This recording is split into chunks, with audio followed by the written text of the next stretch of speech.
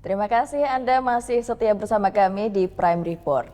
Pemirsa, Taipan Properti Tan Kian tengah menjalani pemeriksaan intensif oleh Korps Pemberantasan Tindak Pidana Korupsi Polri.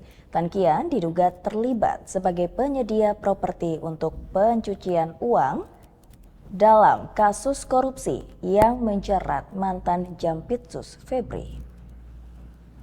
Kabar mengejutkan datang dari jagat properti tanah air. Konglomerat properti Tan Kian kini tengah menjalani pemeriksaan intensif oleh Korps Pemberantasan Tindak Pidana Korupsi Polri.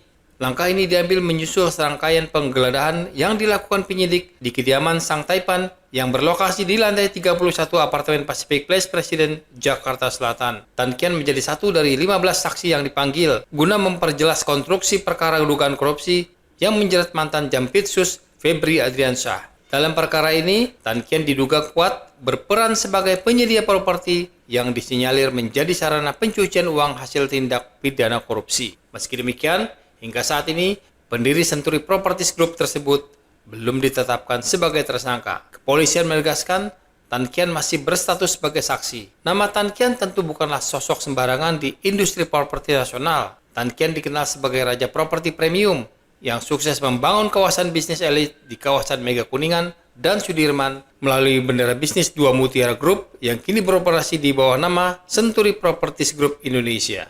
Portfolio bisnisnya mencakup deretan properti prestisius, mulai dari JW Marriott Jakarta dan The Ritz-Carlton hingga perkantoran ikonik seperti Millennium Centennial Center serta Shahid Sudirman Center. Tidak hanya di ibu kota, jejak bisnisnya juga menambah ke proyek 60 villa mewah di Pulau Bintan hingga proyek kota mandiri Millennium City di Parung Panjang. Estimasi kekayaan Tan Kian mencapai 3,19 triliun rupiah, menjadikan sosoknya sebagai salah satu figur sentral dalam lanskap properti Indonesia. Terlibatan Tan Kian dalam pusaran kasus hukum sebenarnya bukan kali pertama terjadi. Publik masih ingat betul peristiwa di tahun 2008 saat Kejaksaan Agung sempat menetapkannya sebagai tersangka dalam dugaan korupsi dana PT Asabri senilai 13 juta dolar Amerika Serikat terkait proyek Plaza Mutiara. Namun, penyidikan perkara tersebut akhirnya dihentikan pada tahun 2009 setelah terbitnya surat perintah penghentian penyidikan atau SP3, menyusul langkah Tan Kian yang mengembalikan seluruh dana yang dianggap sebagai kerugian negara. Kini, setelah bertahun-tahun berselang, nama Sang Taipan kembali terseret pusaran kasus korupsi baru. Publik pun menanti, akankah proses hukum kali ini akan menemui jalan serupa dengan perkara masa lalunya? Tim Liputan, John Media melaporkan.